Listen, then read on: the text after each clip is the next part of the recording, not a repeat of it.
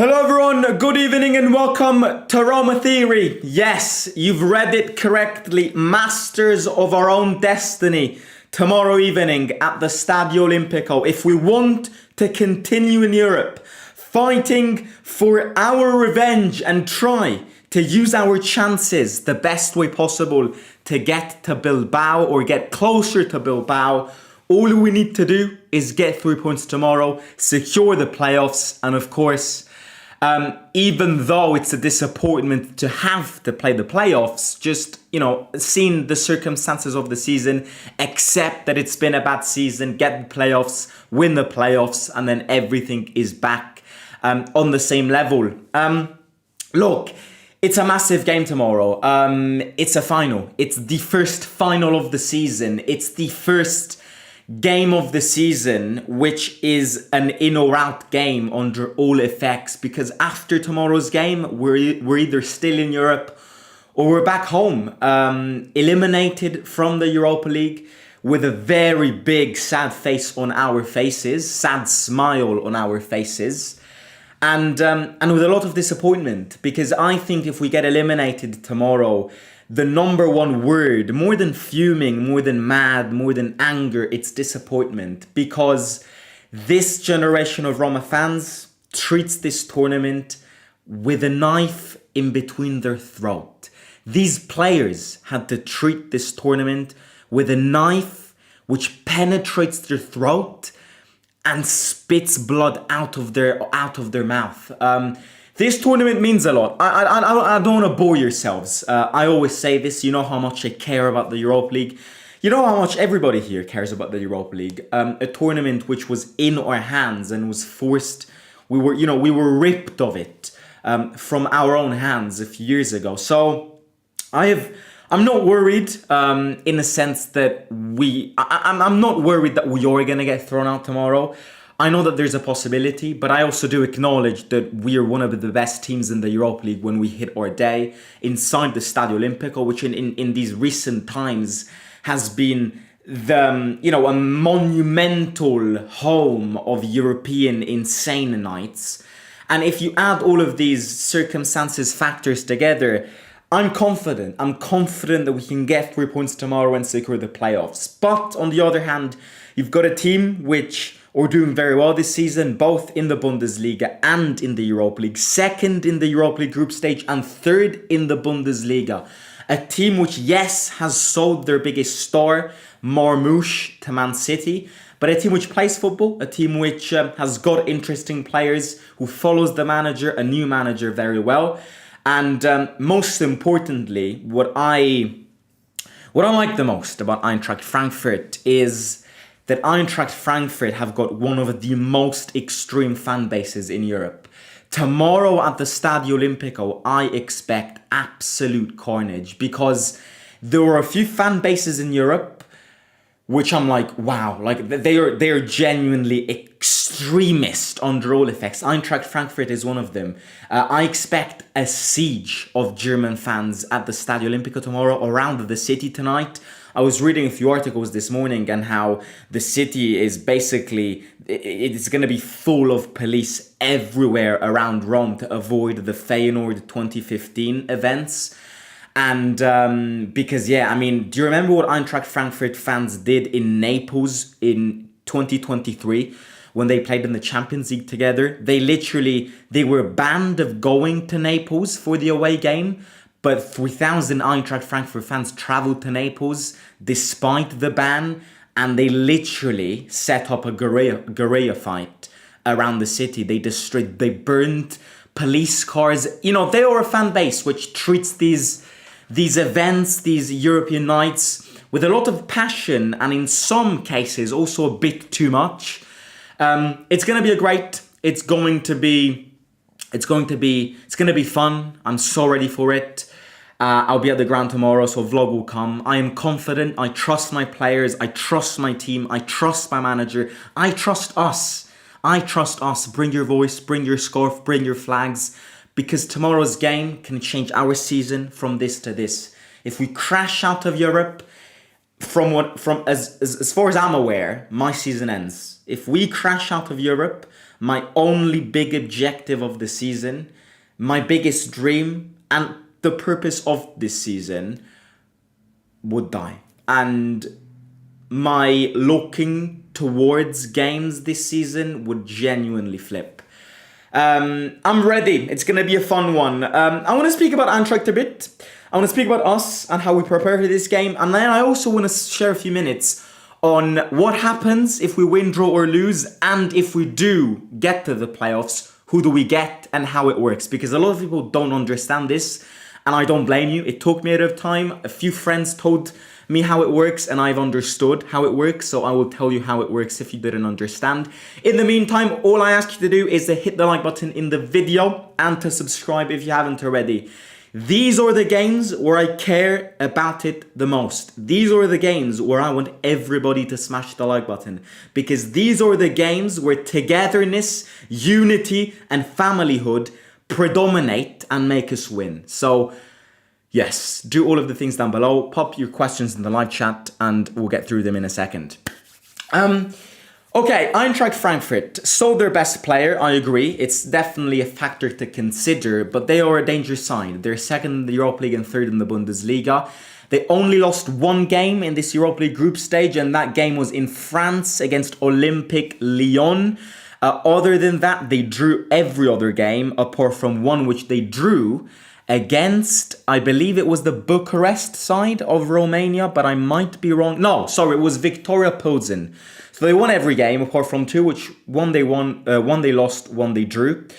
I think when I look at Frankfurt, the players which worry me the most are Hugo Ekitike, who we were linked with, in fact, a few years ago when we needed a striker. On loan from PSG, if I'm not wrong, is scoring goals this season. He's a tall striker, so you need to be careful with aerial duos and headers and all of that. And the other player is a player which, look, in fact, Mario Götze. I thought he was older than this. I looked at Eintracht Frankfurt's team and I read Mario Götze and I was like, he can't possibly start games. He must be like 40 years old. And then I Googled it and Mario Götze is only 32 years old. And I'm like, what? I swear he can't be 32 years old. I mean, I swear he played that final against Argentina in the World Cup. What was that? 14 years ago, and he was 32 in that final. I get the impression that he's one of those players which genuinely does not grow. He's 32 years old. He's the same age as Dybala, basically, one year more. But look, do I think he's the player he was years ago? No, but he's one of those players which, you know, understands these tournaments very, very well. He's an experienced GOAT. He's an experienced master. He's played many of these games. He knows Mats Hummels very well.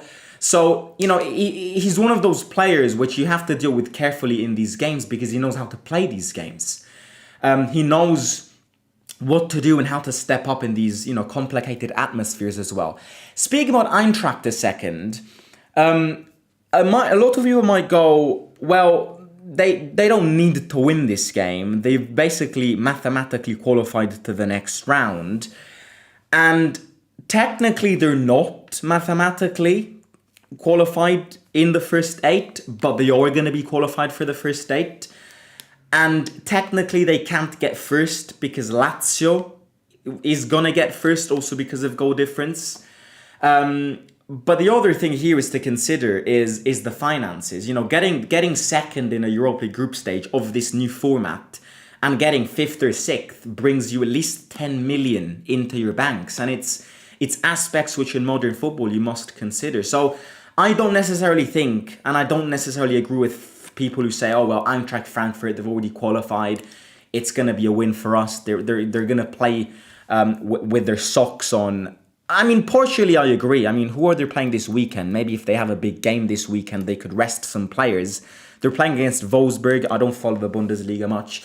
No, I think Eintracht will come and play their game. They will want to try and win, and they will have the abilities to win this game. Because what they've shown us this season, despite having lost Marmoush, who was their key player, they've got players which can change game, and it's not going to be an easy one for us. So that's definitely an aspect to consider. I don't think that they will come and be tourists. That's my point. But speaking about us, I am confident because I know that this team loves playing these games, especially at home. And the reason I'm not confident, the reason I am confident, sorry, is because I can't visualize my team crashing out of Europe this early. It's one of those things which I just can't. The thought of us crashing out of Europe in January really cannot build some momentum in my mind. We're coming from seasons after seasons after seasons. In fact, I believe 7 years straight, maybe even more, that we either won something in Europe or we crashed out in the semi-finals or in the quarterfinals.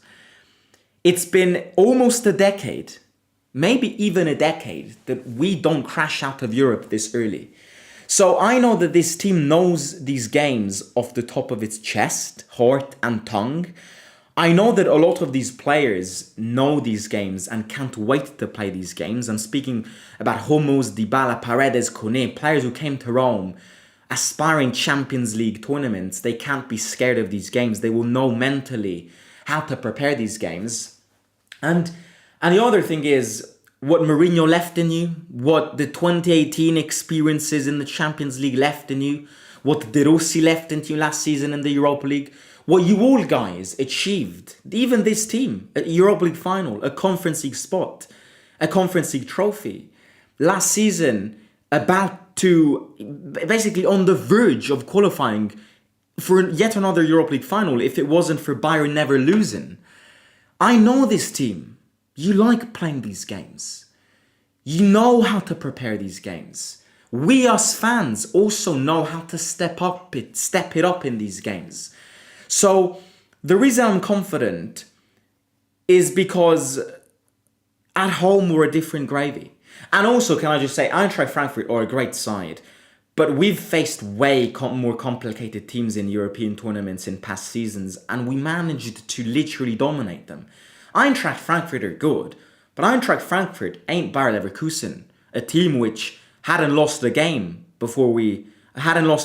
last season. We go to Germany and dominate them 2-0, and then because of an unlucky own goal, and then the consequences of an unlucky own goal, we draw the game. But you see what I mean? We've faced tougher sides, and Eintracht Frankfurt are good, but let's not make them to be Real Madrid, because they ain't. Believe in your chances, believe in your abilities, and home advantage in everything. So, predicted 11, in my opinion, is this. It's the classic one. It's the classic one. They rested on Sunday, so I'm expecting them being fresh up, especially the majority of them. Paredes and Kone on the pitch together. Yeah, they will definitely start together tomorrow. I remember that, actually felt bad for people of Napoli. Personally, I think there's a slim chance we'll win Europa League, but I want to play as many games as possible to work on our bench and team chemistry. Yeah. I agree. And I'm very repetitive on this, but as a passionate football fan, European tournaments are the best. Like, it's simply the truth. European tournaments, visiting new countries, visiting new grounds.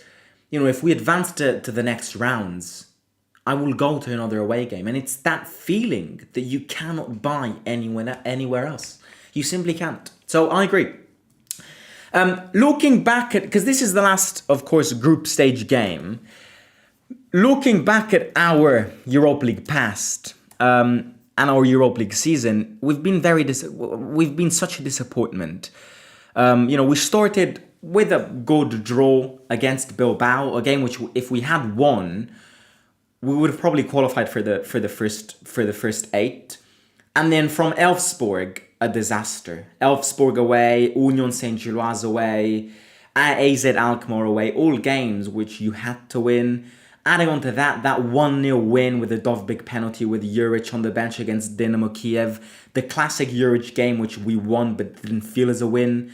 The only positives that I have, the only positive The only two positives that we have had in this Europa League journey so far were London against Spurs and Saud's goal against Braga. But I mean, 3-0 against Braga is the minimal for a team like Roma. So the biggest game for us, which probably changed our season also, was the game in London against Spurs. But that's us, and I'm confident. I'm confident. Come on, the boys. Right. Now, what happens? Because the question that a lot of you guys are asking here is, what happens? There are a lot of different scenarios here. If we win, we are mathematically in the playoffs. If we win tomorrow, we're in the playoffs. We don't need to look at other results. We're mathematically in it. Whatever the other teams do, they do. We don't care. And I think we'll win tomorrow. We will. My prediction tomorrow is a 2-1, 2-0, 3-1 win. That's my prediction tomorrow. 2-0, 2-1, 3-1. Or even 1-0. It could be, I think we'll win. I think it'll be 1-0, 2-1, 2-0 or 3-1. If we draw tomorrow, there are still good chances that we qualify, but if we draw tomorrow, we depend on other results. If we draw tomorrow, we would only be qualified for the playoffs if the teams below us, if 3 of the teams below us don't win. So what I'm trying to say here is this is confusing, and pay attention because it's not easy to understand. If we draw tomorrow, then the teams that are behind you, which could still mathematically make it, if 3 or more teams below you tomorrow, if you draw, win, you're out. So if you draw tomorrow, you would only be in the playoffs if less than 3 teams below you don't make it, which is very risky. Now, again, it's possible, but it's risky. I don't want to depend on anyone. I want to depend on my own hands, on my own fate, which is why win tomorrow and secure the playoffs. Because tomorrow, if you draw, you need to hope that the teams that are behind you that could still make it are Braga, Twente, Porto, Besiktas, Fenerbahce, and Ferencváros. These are the teams that we need to look at tomorrow. If you win, you're in it. If you draw, and 3 or more of these teams go ahead of you, you're out. So what you need to hope for tomorrow if you draw is that Braga, as many teams as possible as Braga, between Braga, Twente, Porto, Besiktas, Fenerbahce and Ferencváros lose. Because if 3 or more teams win, then you're fucked and you're out. If you get me, okay? So this is the situation. Now, looking at who these teams play, just to understand if any of the two play. For example, you've got Twente play Besiktas. So, for example, a draw tomorrow, Twente against Besiktas tomorrow, a draw between the two, which is useless, would basically knock them both out. So, Braga play Lazio, Twente play Besiktas, Besiktas play Twente, Porto go and play against Maccabi Tel Aviv away. Fenerbahce with Mourinho go to Denmark to play against Midtjylland. And Ferencváros of Budapest play at home against AZ Alkmaar. So if you draw, I'm going to repeat it one more time. Don't want to be repetitive. If you draw tomorrow, you need to hope that as many of these teams as possible lose. To make it even simpler, if 3 of these teams or more win and surpass you, you're out. So these are the games that you need to pay attention tomorrow. If you lose, people say that there's a slim chance of qualifying even if you lose. I don't think there is. I really don't think. If you lose tomorrow, you basically need to hope that the majority of these teams lose as well, which could happen, but it just won't happen. So if you lose tomorrow, you're out, basically. Now, we don't need to speak about this now, but let's do speak about this now, because we need to win tomorrow before speaking about this. People ask, and people don't understand, who do we face in the playoffs if you qualify for the playoffs? I can't tell you because there's still an entire 18 games to be played tomorrow, which can change the entire situation. The one thing that I know of how the playoffs work is that you need to look at from the 9th to the 24th piece of the table, which is the teams that go to the playoffs, to understand who you face. You need to look at that part of the table as a mirror. So basically, 9th and 10th play against 23 and 24. 11 and 12 play against 22 and 21. So it's like a mirror, it's like symmetrical, okay? So whoever gets the highest plays against the lowest. But there's a but here. It's symmetrical and it's mirror, but it's not linear. So 9 doesn't play 24 and 10 doesn't play 23. They could, but it's not a certainty. Because how it works is that a little draw, which will happen on Friday after the entire situation gets cleared up, a little mini draw will establish the games. So a little mini draw between 9th, 10th, and 23 and 24. So the point I'm trying to make here is that if you get 9th, you don't necessarily play 24th, you can play 23. A little draw establishes this. Why is this? They do it because if it's linear, then teams can lose on purpose tomorrow because they would rather face somebody else. So to make it a bit more fair, they do a little draw, a little mini draw to just understand which of the 4 teams you play.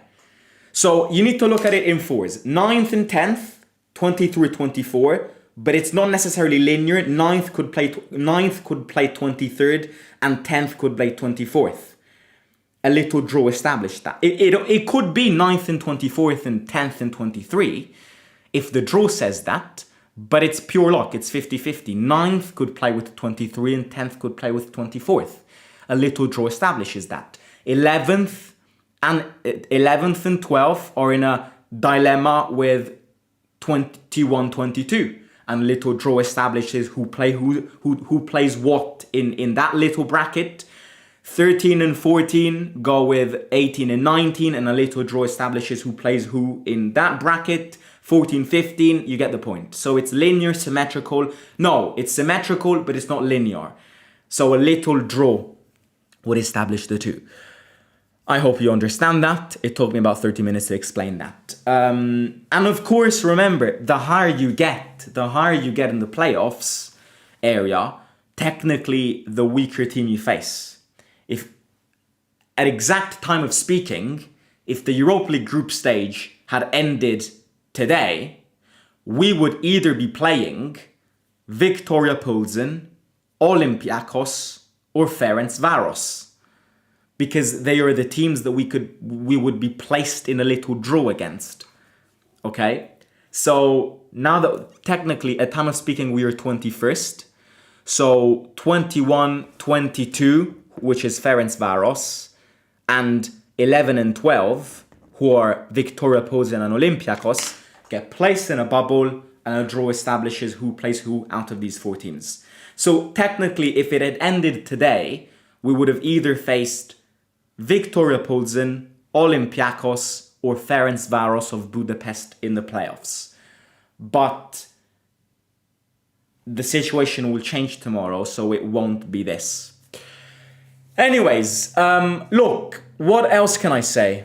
Believe in yourself. Take your chances. Remember what this tournament means to us, to this younger generation of Roma fans. And all the images that were displayed on social media after we lost that final, have a look at them tomorrow before you step up on the pitch. And remind yourself why you're playing tomorrow, for what you're playing tomorrow, and what it means for the fans around you to qualify tomorrow. So, very important game. The first in or out game of the season. Bring it on tomorrow at the Stadio Olimpico, Roma against Eintracht Frankfurt. I will catch you tomorrow. Enjoy Champions League tonight. 18 games. 18 games all at the same time. It doesn't get better than this. Hit the like button. Subscribe to the channel. I'm going to read a few comments and then I will end it. The lack of players linked to us this transfer window is scary to me. It's going to be a long time before we can truly improve. Oh, this transfer window has been ridiculous. Ghisolfi needs to be placed under a bus. What do you think the score will be? 2-1, 2-0, Roma. We must win indeed.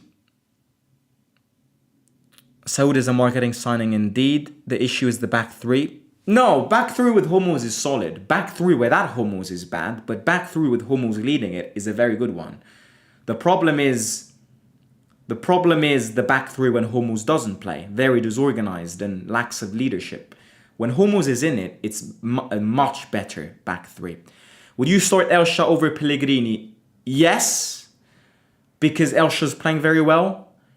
But I think Pellegrini will start and Elsha to come in as a super sub. Simo better than Ghisolfi. Hayden says like and subscribe. Thank you very much, mate. Right, I'll catch you tomorrow. Yeah, hit the like. 100 likes. I want 100 likes. I want it. It's the Europa League which I care about the most. And it's the Europa League which we need to try and win and take our chances in. Hit the like, subscribe. Good night. Enjoy Champions League. Catch you soon. Bye-bye. See you out.